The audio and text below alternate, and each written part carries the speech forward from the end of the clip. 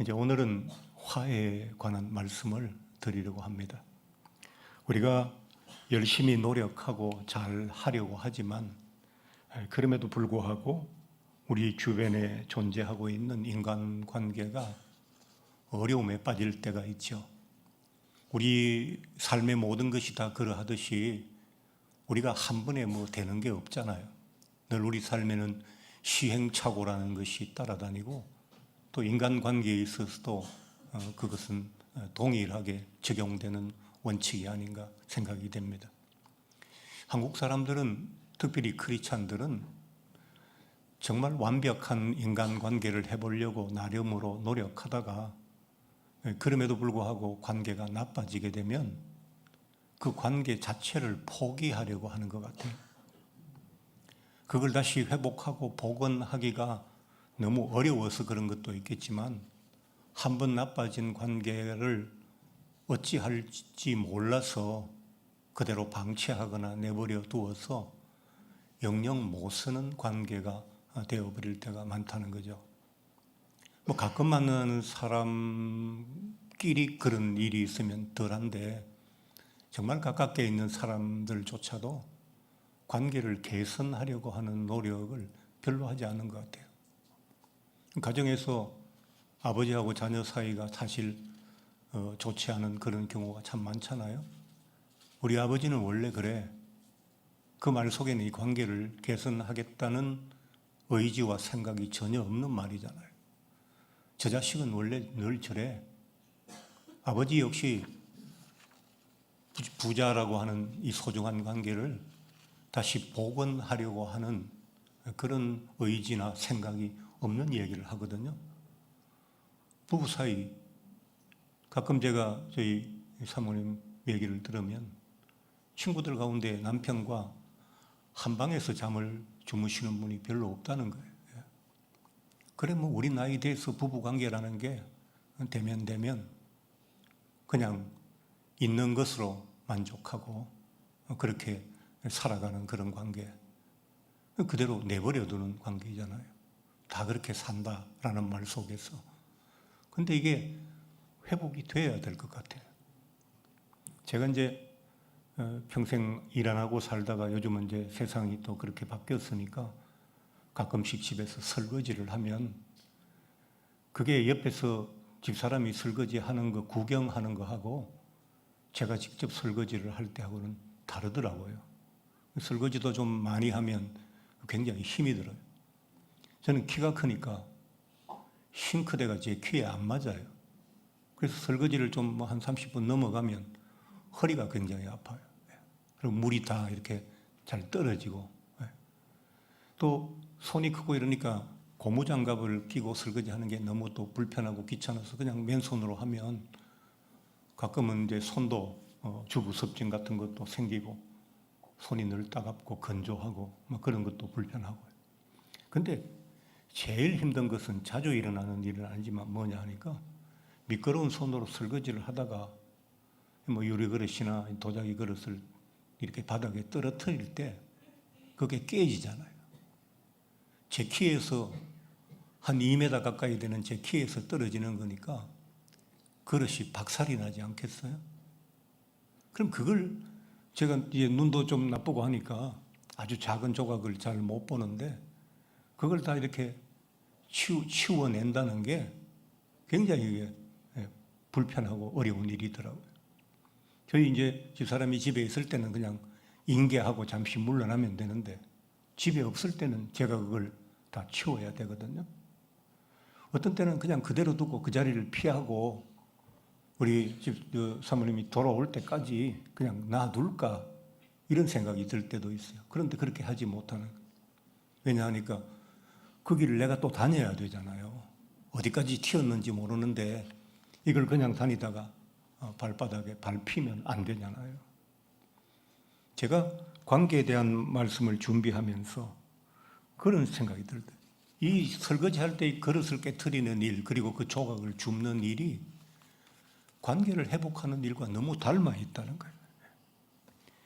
평소에 요긴하게 사용하던 예쁜 그릇이 나의 작은 실수로 깨어졌을 때 그 깨어진 조각을 다시 주워 담기가 굉장히 어려웠던 것처럼 이 사람과 나는 참 좋은 관계였어요.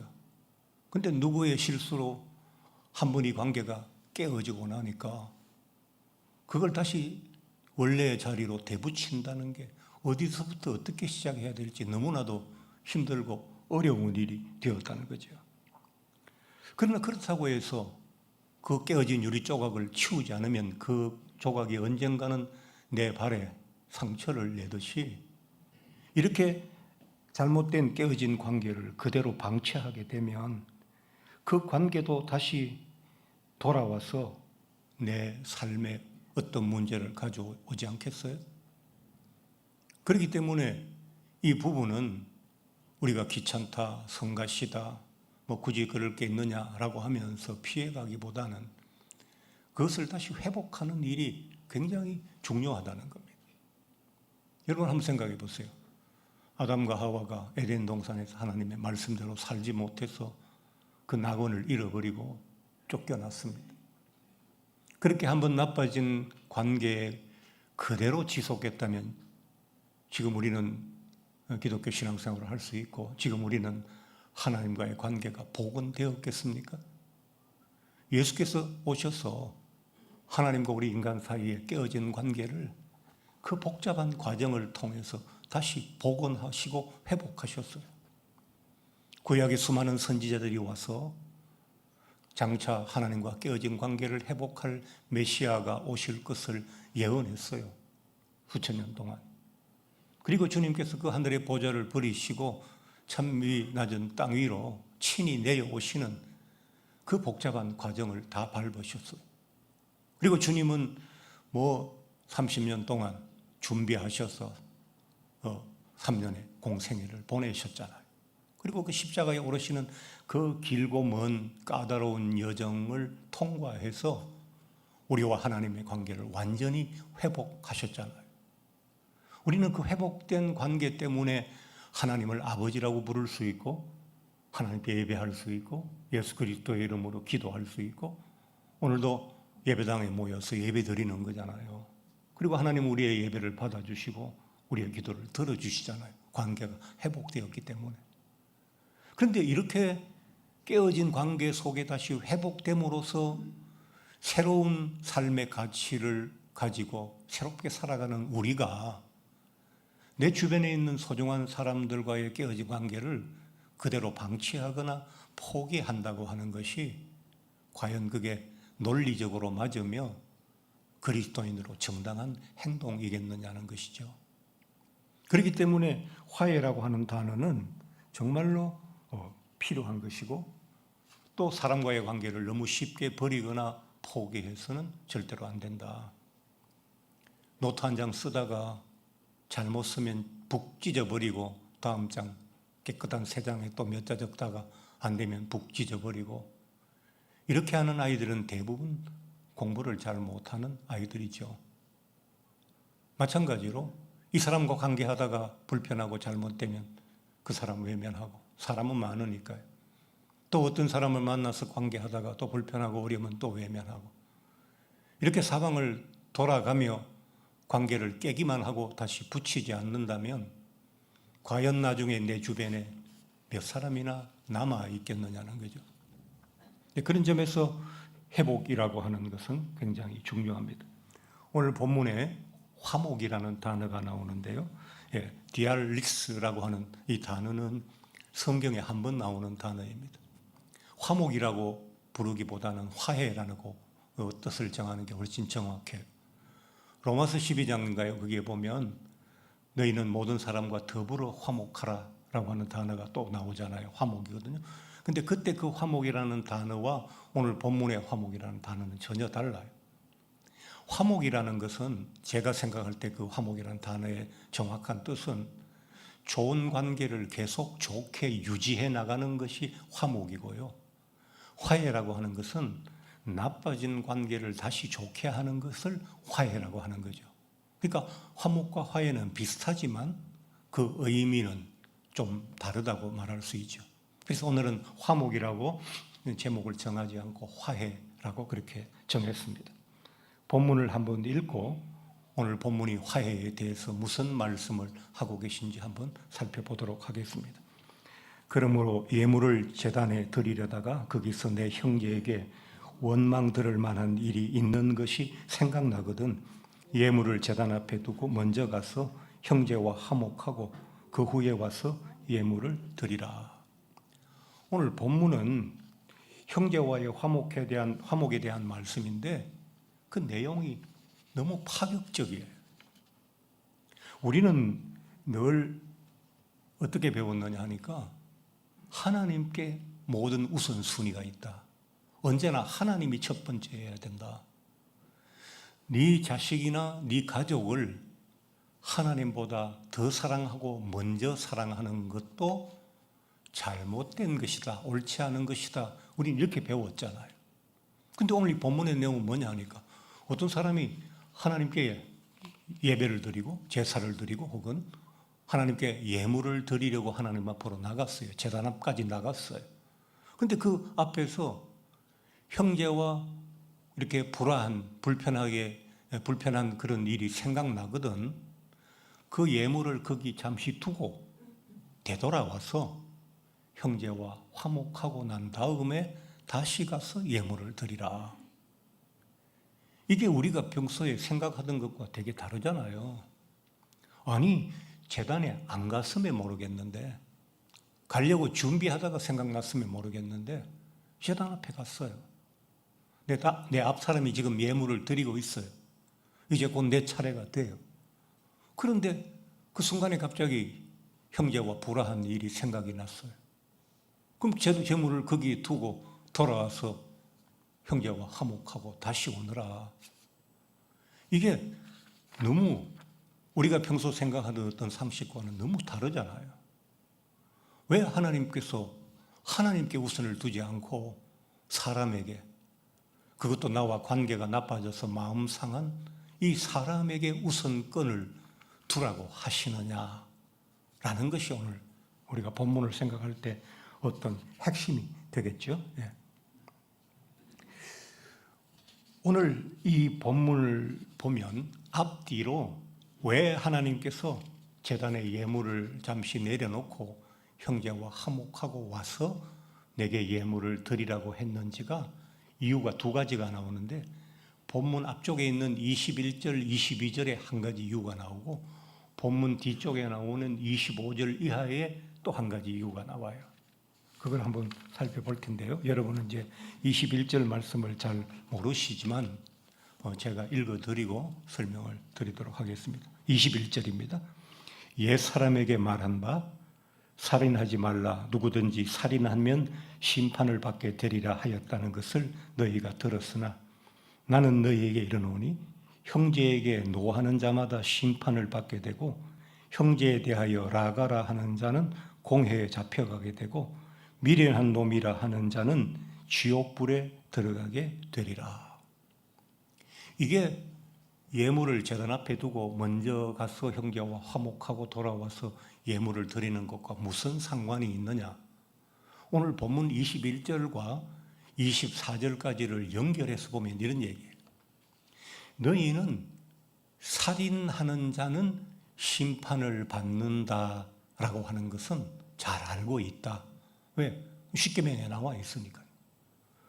그렇지만 내가 너에게 다시 말한다. 형제를 보고 바보라고 욕하거나 미련한 자라고 욕하는 자도 심판을 받게 된다. 그 얘기예요. 무슨 말이냐 하니까 우리는 살인죄나 뭐 이런 건, 간음죄나 이런 건 하나님 앞에서 중요한 죄라고 하는 사실을 우리가 다 알고 있어요. 그런데 형제를 괴롭히는 일쯤은 그건 그냥 살아가면서 일상사지, 그게 하나님 앞에서 죄가 된다는 사실을 생각하는 사람은 별로 없어요. 그런데 오늘 예수께서는 이게 산상보훈이잖아요. 산 위에서 가르치신 보배로운 말씀. 그 말씀에는 뭐라 하는 거 하니까 살인죄나 형제를 괴롭히고 무시하고 불화하고 그렇게 하는 거나 똑같은 심판의 대상이 될 수 있는 중요한 문제다라고 하는 사실을 예수님의 말씀을 들어온 많은 사람들에게 지금 고지하고 있는 거예요.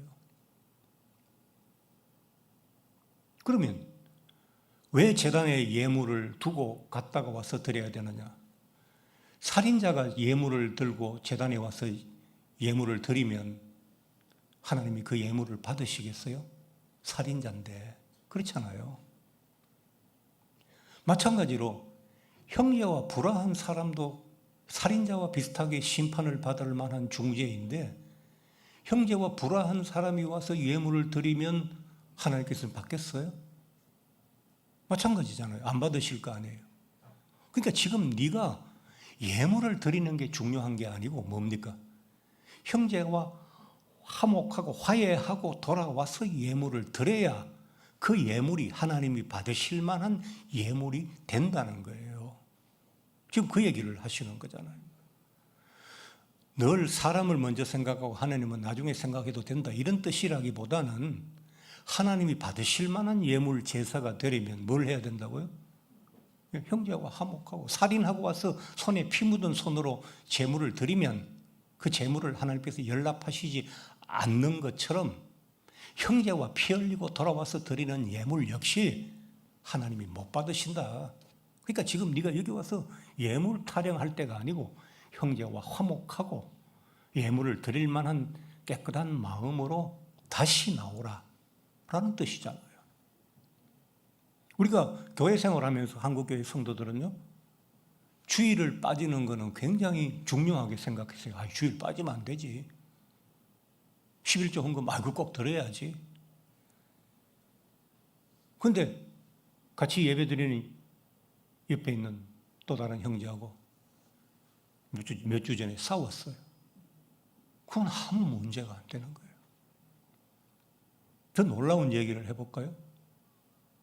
제가 알고 있는 광주의 어떤 교회 담임 목사님은 한때 저희를 좀 가르쳐 주었던 그런 교수님이었는데 그 교수님이 이제 가서 목사로 이제 심호하면서 좀 혁신적인 좀 그런 목회를 하려고 이렇게 하시다 보니까 교인들 중에는 그걸 반대하는 분들과 부딪혔어요. 그래서 막 그 목사님이 예배를 드리러 강단에 올라가면 막 반대하는 사람들이 와가지고 그 목사님의 넥타이를 잡아서 채니까 목이 쫄릴 거 아니에요. 올라가지 말라고 끌고 내려왔어요. 근데 그 일을 한두 주만 한 게 아니고 거의 10여 년 가까이 했어요.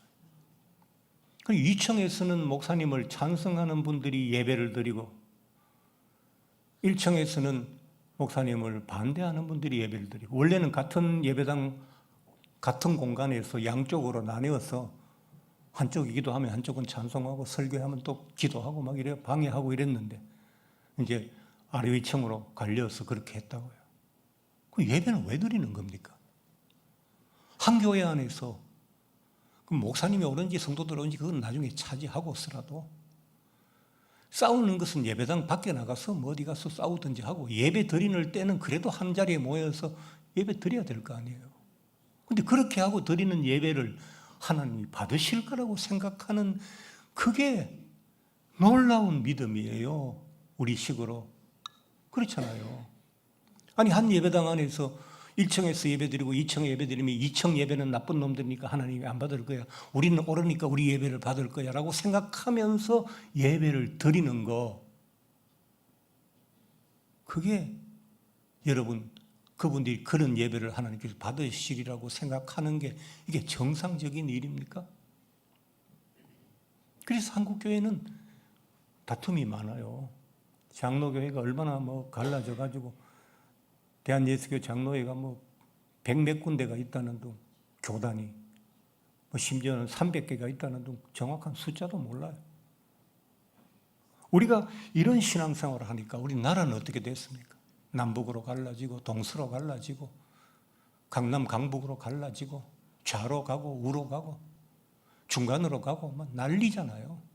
온 나라가 대한민국이 정말 괜찮은 나라인데 민주화와 경제 발전을 동시에 이룬 위대한 나라인데 세계에서 유일하게 그 사례를 볼 수 있는 나라인데, 남미의 브라질, 멕시코, 아르헨티나 막 이런 나라들이 한때 막 잘 살다가 막 추락하고 그냥 엉망이 되는데, 우리는 이런 걸 이루었는데 이제 이걸 유지하기가, 인화단결이 안 돼서 유지하기가 어려운 거예요. 우리 고대사를 한번 보세요. 요즘 고려와 거란 전쟁 하잖아요.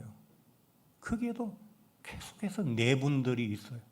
우리 조선시대 어땠습니까? 당파가 심했죠.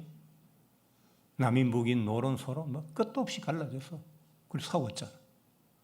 우리 교회의 모습이 이런데 나라가 분열되지 않고 나뉘어지지 않겠어요? 그래서 하나님께서 살인죄가 중죄라고, 너희는 살인죄를 바라보고 저 살인자 놈들, 저 중죄를 지은 놈들이라고 말할지 모르지만 내가 볼 때는 형제를 미워하는 너희도 똑같다, 그런 얘기를 하고 계시는 거거든요. 하나님을 기쁘시게 하기 위해서 우리가 주일이 동떨어진 날입니까? 월요일부터 토요일까지는 피 흘리며 살다가 주일날 옷 갈아입고 목욕하고 교회에 나오면 하나님 예배를 받으실 만한 우리의 깨끗한 몸과 마음이 되는 겁니까? 아니잖아요. 예전에 제가 서울에서 목회할 때 어떤 집사님께서 참 사람도 좋으시고 교회도 열심히 나오시는데 담배를 못 끊었어요. 이분이 이제 목사는 뭐 평생 담배를 안 피우니까 약간만 냄새가 있어도 금방 알아채요. 지나가면 벌써 담배 피우시는 분 다 알아요. 근데 이분 한번 속여보겠다고 아침마다 사우나에 가서 2시간, 주일 아침마다 2시간씩 하는 거예요. 이만하면 다 빠졌겠지. 근데 냄새가 폴폴 나요. 어느 여름날 예배 잘 마치고 목사님 은혜 받았습니다, 다음 주에 뵙겠습니다 하고 인사하는데 반팔 남방 윗주머니에서 뭐 하얀 휴지가 하나 툭 떨어졌어요. 휴지가 떨어져, 휴지를 왜 넣으신 하고 하는데 접어놓은 휴지가 요래 벌려지면서 담배 2개비가 그 안에 다 들어있더라고요. 그건 담배니까요, 괜찮아요. 귀호잖아요. 가끔 술 드시는 분 막 술 먹고 가족도 두들겨 패고 뭐 행패 부리고 이런 거 아니고, 식사하는 자리에서 반주 1-2잔 정도 하는 거, 장로님이나 목사쯤 되면 이제 그것도 금해야 되지만 그 이하일 때 그냥 넘어갈 수 있는 문제라고 얘기했어요. 그런데 그거하고 이거하고는 다르잖아요.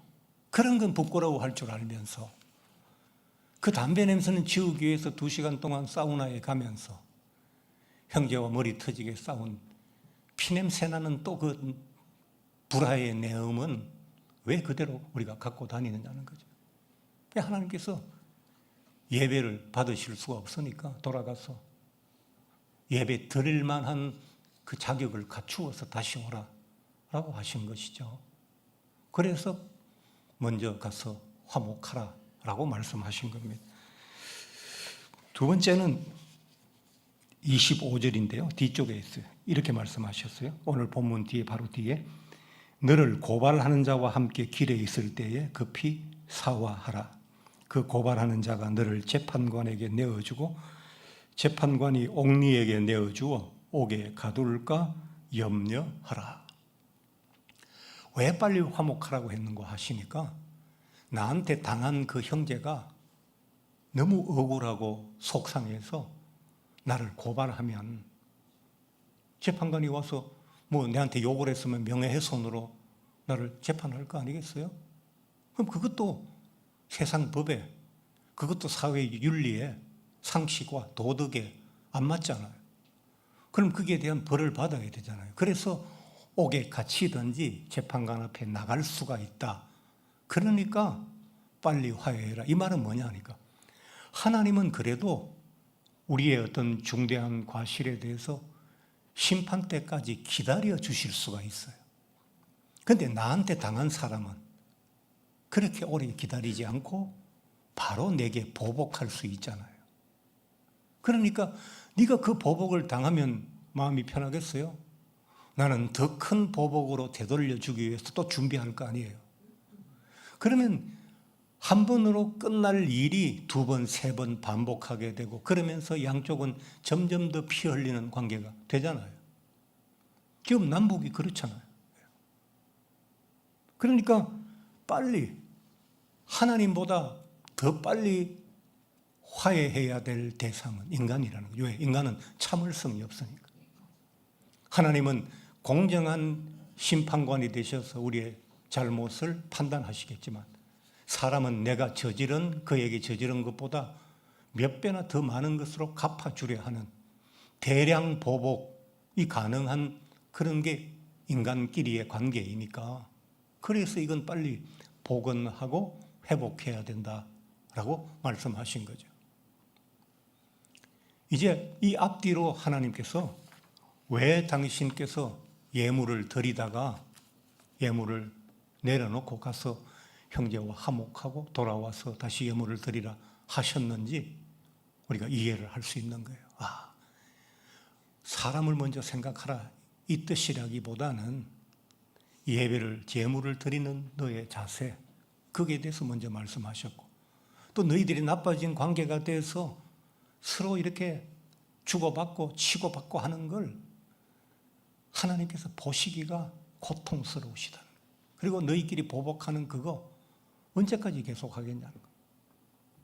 여러분 가인과 아벨 사건을 생각해 보세요. 그 시대에 사람들 많지 않았습니다. 한 아버지, 한 어머니에게서 태어난 두 아들입니다. 얼마나 가까운 사이입니까? 근데 마음이 상하기 시작했습니다. 하나님께 그것도 예물을 드리는 일로 마음이 상했어요. 어떻게 했습니까? 형이 동생을 때려서 죽였습니다. 북한이 핵무기를 개발해서 우리를 죽이겠다 하는 것과 조금도 다를 바가 없죠. 아직도 그런 관계의 깨어짐과 보복의 악순환은 우리 주변에서 끊임없이 작게 크게 사람과 사람 사이에 단체와 단체 사이에 나라와 나라 사이에 끊임없이 반복되고 있는 문제잖아요. 이 문제가 있는 동안 우리는 평안할 수 없고 행복하기 어려워요. 그동안 냉전 시대가 끝나고 세상이 좀 평화로워졌다고 유럽의 많은 국가들은 이제 군비하고 전쟁을 준비하는 데 들어갈 많은 돈을 복지에 쏟고 사회 보장에 쏟고 해서 그래도 평화로운 한 시대를 구가했잖아요.